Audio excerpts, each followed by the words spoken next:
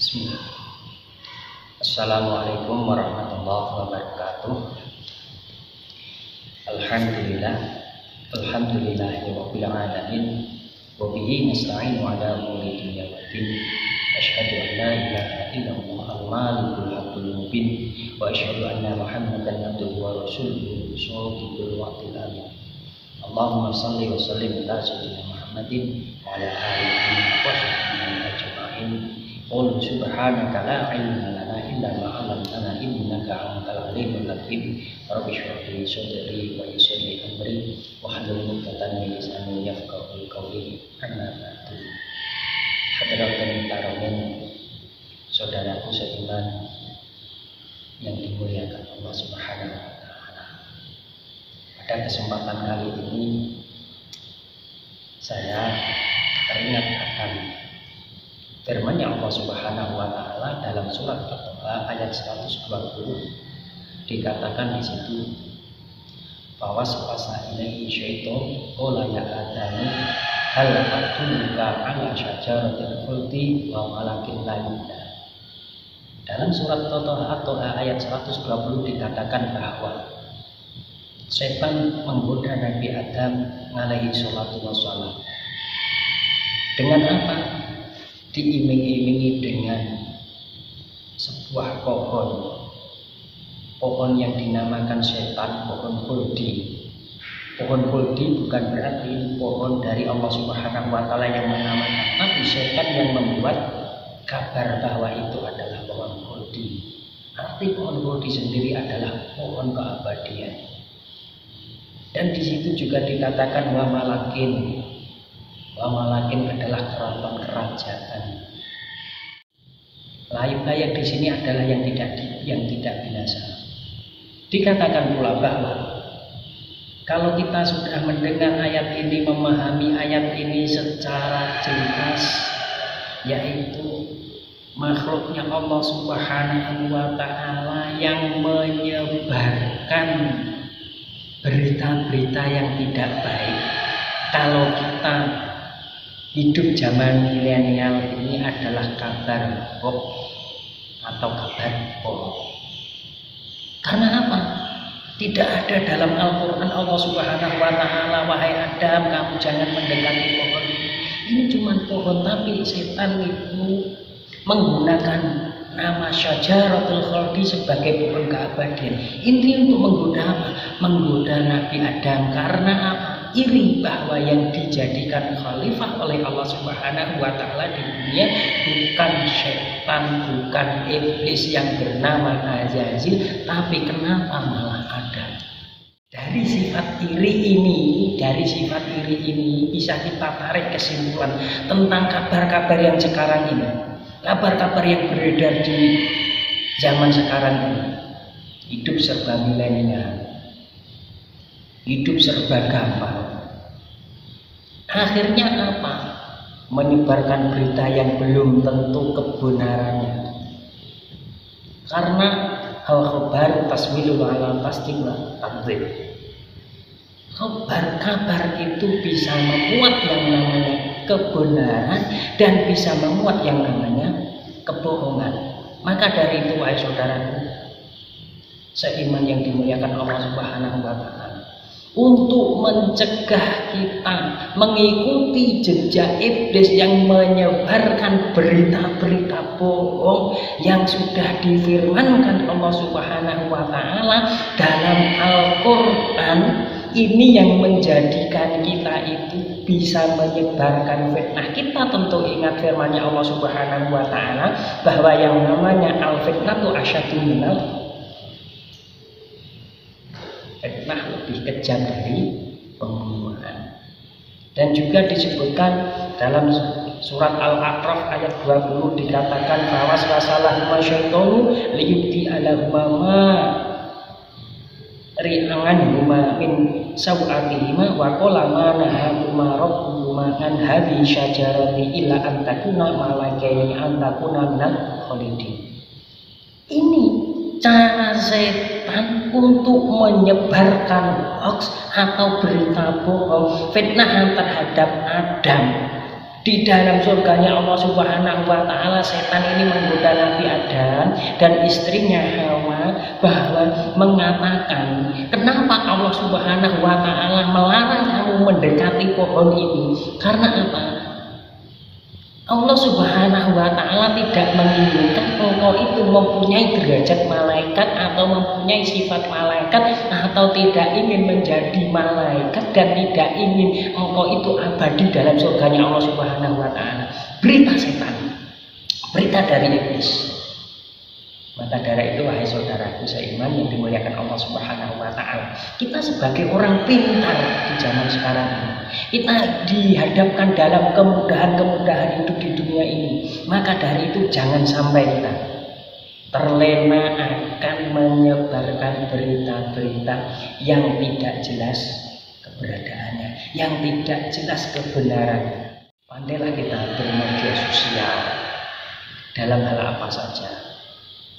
Kita ingat dalam surat Yasin ayat 65 dikatakan, al-yawma nakhtimu ala afwahihim wa tukallimuna aydihim wa tashhadu arjuluhum bima kanu yaksibun. Kalau ayat ini diaplikasikan kalau zaman sekarang ini, diaplikasikan zaman sekarang ini, bahwa yang namanya lidah lebih kejam dari pedang ataupun silet. Dan sekarang tangan lebih tajam, tangan lebih tajam dari lidah.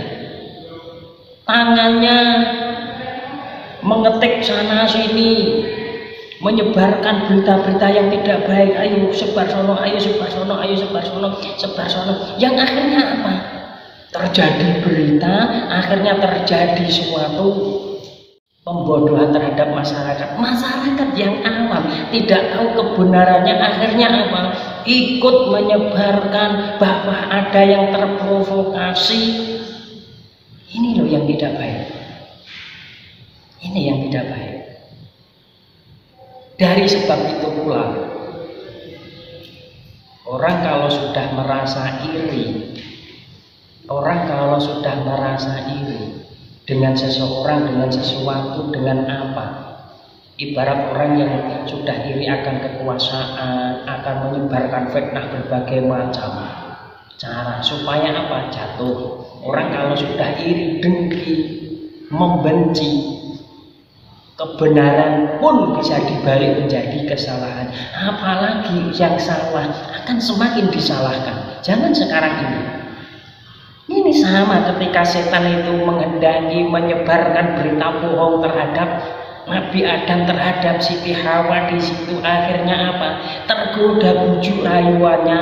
Akhirnya di situ pula Allah Subhanahu wa Ta'ala mengatakan, engkau sudah saya larang, dilarang mendekati. Ini dilarang mendekati. Jangankan menyentuh, jangankan makan buahnya, mendekati saja tidak boleh.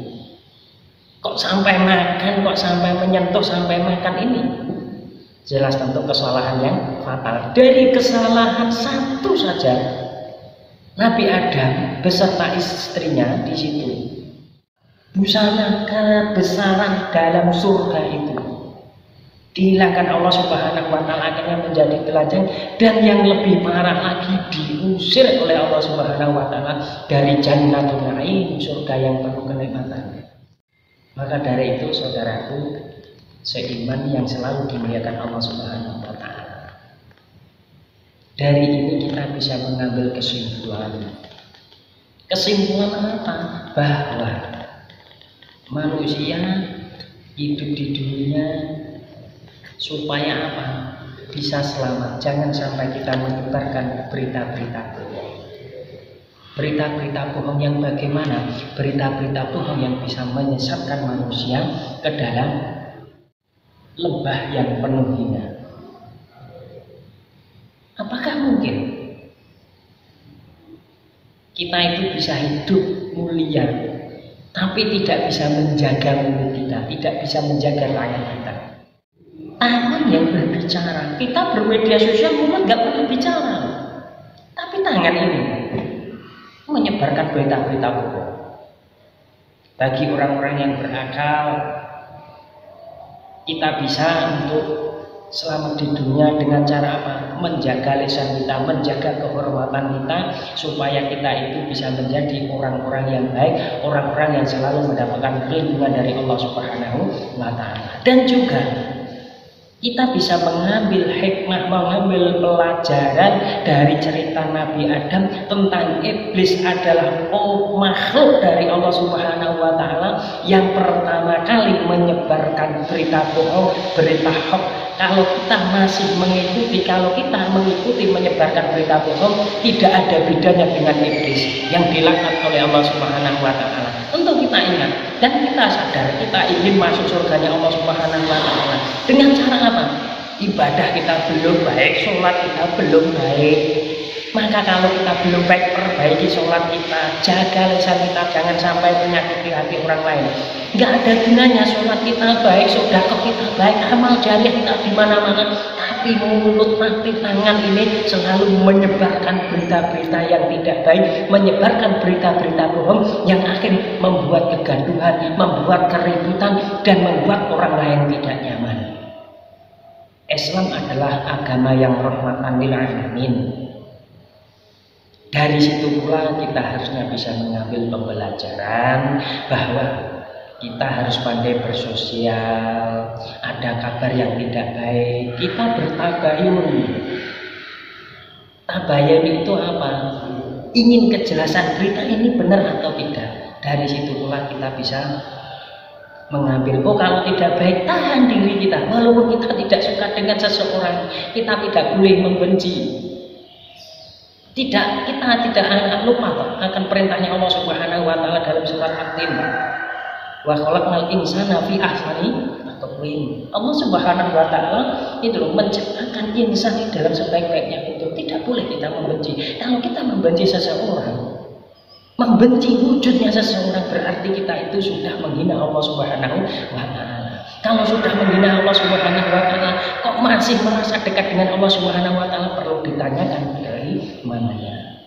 Maka dalam hal ini juga Imam Asy-Syafi'i rahimahullah ta'ala mengatakan dalam kitab Ar-Risalahnya, annal kadhiba alladziina hakum anhu wal kadhibal khafi wa dzalikal hadits ngaman la yu'rifu sidqu.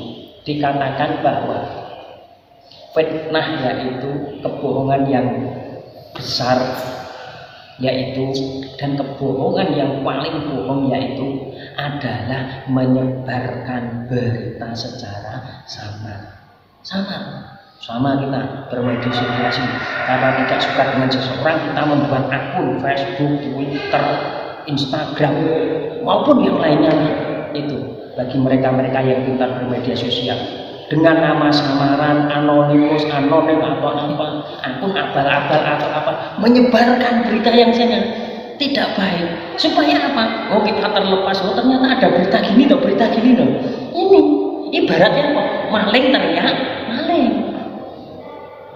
Sama seperti sekarang ini, pengen mencapai kekuasaan, pengen menjadi seorang pemimpin, menyebarkan berita-berita yang tidak baik. Ya loh, pengen menjadi ulama yang hebat, hidup di media sosial dengan cara ini, kamu sampai ada yang maaf gitu, misuh-misuh, kamu goblok, kamu anjing, nggak boleh kayak gitu. Ini lidah akan mendapatkan pertanggungjawaban dari Allah Subhanahu wa Ta'ala. Maka dari itu kita bisa mengambil kesimpulan, mengambil pembelajaran dari firman-firmannya Allah Subhanahu wa Ta'ala, dari para guru kita, bagaimana kita itu meneladani Rasulullah SAW yang selalu menyampaikan dengan lemah lembut, menyampaikan dengan budi yang baik, tata bahasa yang baik. Dari itu pula semoga kita bisa selamat dari azabnya Allah Subhanahu wa Ta'ala di dunia, di alam kubur maupun di akhirat kelak, dengan cara apa? Menjaga anggota badan kita, menjaga kabar-kabar yang tidak baik, dan menyebarkan berita-berita yang tidak baik yang belum tentu kebenarannya. Semoga kita selalu mendapat rahmat Allah Subhanahu wa Ta'ala. Mohon maaf. Wassalamualaikum warahmatullahi wabarakatuh.